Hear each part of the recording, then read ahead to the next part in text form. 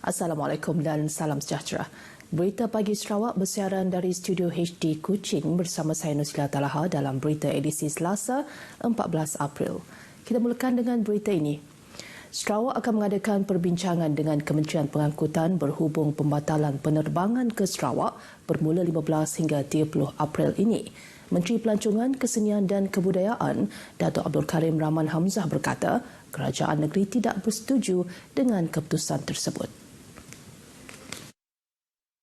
Kita telah diberitahu oleh syarikat penerbangan MAS, Asia dan juga Malindo bahawa mereka telah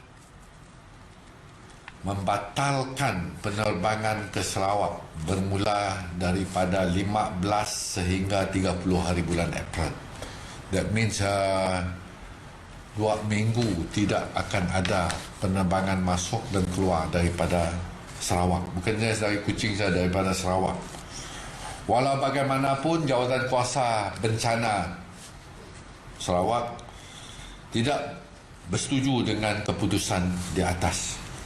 Jawatan Kuasa merasakan bahawa penerbangan daripada Semenanjung ke Sarawak dan sebaliknya adalah perlu untuk memenuhi keperluan perjalanan yang penting. Bercakap dalam sidang media harian di Wisma Bapak Malaysia di Kuching, Datuk Abdul Karim berkata, pembatalan penerbangan selama 2 minggu itu turut akan menjejaskan import makanan yang mana ia akan mengakibatkan kekurangan bekalan di pasaran tempatan selain menyaksikan kenaikan harga makanan. Dalam perkembangan berkaitan, Datuk Abdul Karim kata kerajaan negeri mengambil keputusan tidak membenarkan pembukaan kedai gunting rambut. Manakala bagi sektor lain, JPBN Sarawak masih dalam perbincangan mengenai sektor-sektor yang dibenarkan untuk beroperasi dalam tempoh Perintah Kawan Pergerakan PKP Tahap 3. Sejumlah 10,189 set bekalan makanan sudah diagihkan di 5 kawasan Dewan Undangan Negeri dalam daerah Sibu setakat Ahad. Tinjauan kru RTM ketika proses penghantaran bekalan makanan mendapati ramai pemohon yang menerima bantuan tersebut merupakan golongan yang terjejas pendapatan sepanjang Perintah Kawalan Pergerakan. Penduduk yang terputus bekalan makanan di daerah Sibu boleh menghantar maklumat ke pusat WhatsApp di talian 011-5983-1495 untuk mendapatkan bantuan berkenaan.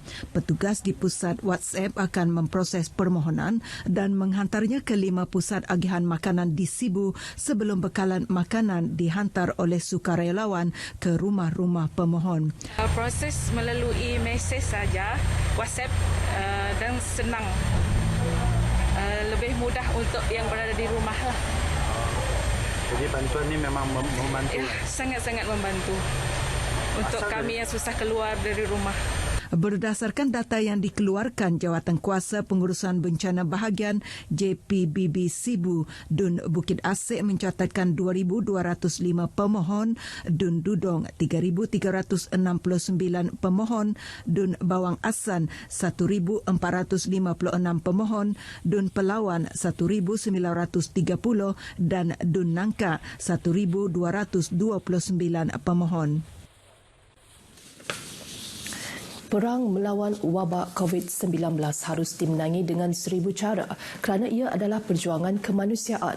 Dengan angka korban terus meningkat sehingga mencecah lebih 100,000 nyawa di seluruh dunia, seruan perang menentang virus ini harus disahut bersama.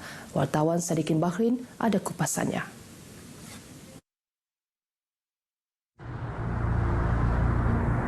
Tidak dinafikan bahawa wabak COVID-19 telah merubah cara hidup manusia di abad ke-21 ini. Dalam sejarah, kami sebenarnya nangga keadaan macam tu. Takut dengan penularannya, penyerakan sosial menjadi satu kewajipan, jalan raya menjadi lengang dan pasaraya sunyi sepi. Kekuatan mental rakyat diuji dan terpaksa meninggalkan norma kehidupan yang serba canggih. Semuanya harus duduk di rumah. Susah 2 minggu. Lebih bagus dari nanti kalau ada second wave, kita akan susah lagi. Dah biasa gila kita tu naga kereta ramai-ramai kat jalan lah. Tapi bila ada macam tu baru tak nampak ada sunyi, macam ada tenang sikit lah. And then ada masa macam mana yang taknya berkumpul kat rumah. Iyalah masa dengan family. Perintah Kawalan Pergerakan kini memasuki tahap ketiga. Bagi memenangi peperangan terhadap virus pemusnah ini, kerajaan umum beberapa pakej rangsangan ekonomi bagi suntik ekonomi rakyat. Sungguh pun ia memberi kelegaan kepada lebih 30 juta rakyat Malaysia, namun norma kehidupan yang kita kenali sebelum ini mungkin menjadi sejarah. Di saat mencabar ini juga menyaksikan insan-insan yang prihatin tampil membantu dalam 1000 cara. Sahabat itu satu kali pakai. Dia pakai pun satu kali, tapi dia pun mau manyak. Tapi saya tidaklah, saya jaga 1,000, tapi semua sudah kasih. Dengan 1000 visor yang disumbangkan itu, ia diharap mampu membantu pasukan perubatan yang kini menjadi barisan utama dalam peperangan ini. Penjarakan sosial, duduk di rumah dan kerap cuci tangan, itu antara elemen yang boleh memutuskan COVID-19 ini. Semoga kita menang sebelum Aidilfitri ini. Syarikin Bahrain, RTM.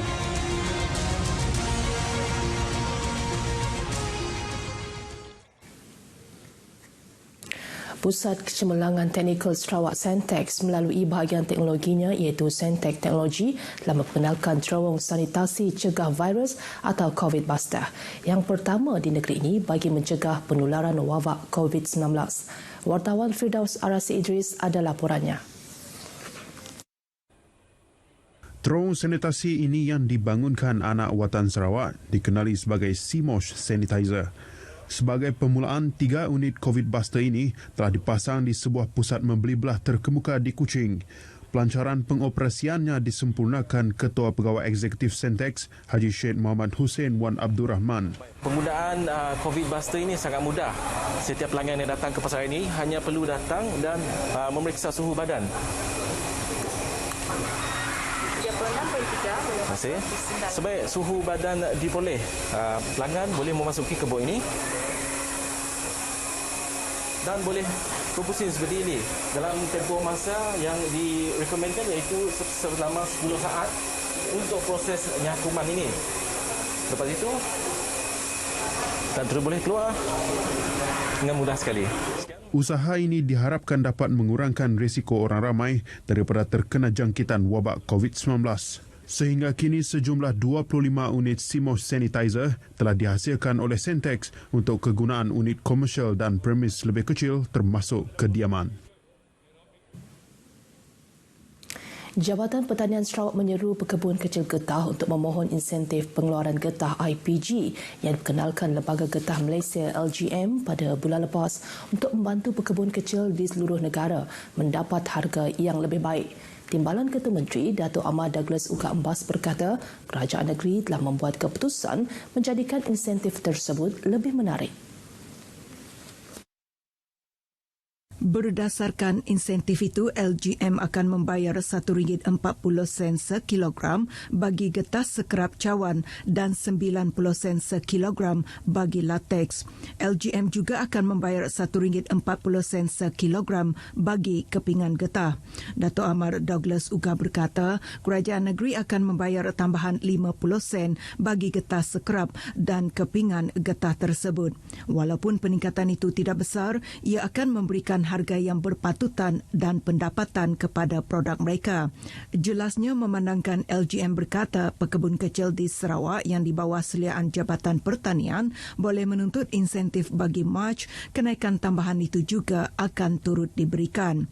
Mereka yang mahu membuat permohonan itu haruslah mempunyai permit autoriti transaksi getah seperti yang disyaratkan LGM.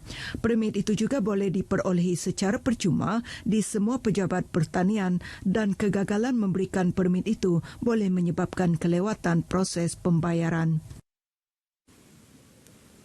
Kerajaan Sarawak telah memperuntukkan sejumlah 2.3 juta ringgit bagi memastikan sumber pendapatan para petani dan nelayan tidak terjejas dengan menyelesaikan masalah lambakan hasil pertanian dan tangkapan ikan.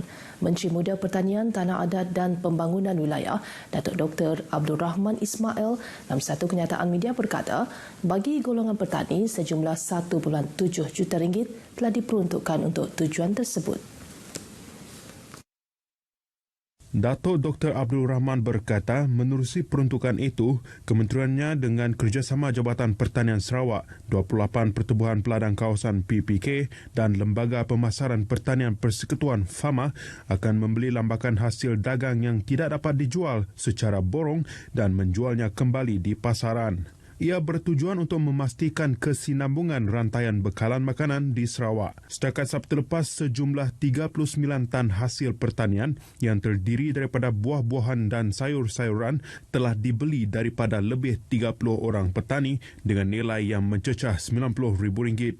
Datuk Dr. Abdul Rahman memberitahu maklum balas dari para petani berkenaan dengan pelaksanaan program tersebut juga sangat memberangsangkan. Beliau berkata PPK bersama FAMA juga telah menjalin kerjasama melalui program jualan terus dari ladang. Inisiatif itu melibatkan pembelian lambakan hasil pertanian oleh PPK, manakala FAMA akan menyediakan kemudahan pemasaran di kawasan yang strategik untuk tujuan pemasaran hasil pertanian kepada orang awam dan pemborong. Program jualan terus dari ladang yang pertama dijadual bermula hari ini di Kompleks Islam Sarawak Miri. Dewan Ekonomi Melayu Sarawak DEKOMS akan membantu lebih kurang 300 usahawan berdaftar di bawahnya untuk membuat rayuan pakej bantuan khas Sarawak Kusayang 2.0. Presidennya Bujang Boji Sitam berkata, rayuan itu bagi membantu mereka yang belum berdaftar dengan pihak berkuasa tempatan, terutamanya yang berniaga di pasar-pasar malam seperti di Uptown. Memohon untuk memberi peluang dan ruang kepada peniaga dan penjaja kecil, usahawan kecil untuk membuat pendaftaran untuk mendapatkan lesen supaya mereka dapat juga menikmati geran RM1,500 yang diumumkan oleh Yang Amat Berhormat Ketua Menteri. Bujang menyatakan demikian di Kuching semasa menjadi tetamu untuk slot Cerita Pagi Sarawak menerusi siaran Selamat Pagi Malaysia di TV1. Antara insentif dalam pakej itu termasuklah kadar faedah percuma selama 3 tahun setengah untuk pinjaman PKS, diskaun 50% untuk bayaran sewa kedai dan gerai di bawah bidang kuasa PBT, manakala dikecualikan sewa kepada PKS dalam sektor runcit yang beroperasi di premis yang dimiliki oleh syarikat berkaitan kerajaan GLC. Komuniti usahawan kecil juga katanya sangat mengalukan beberapa langkah lain yang turut disertakan dalam pakej tersebut.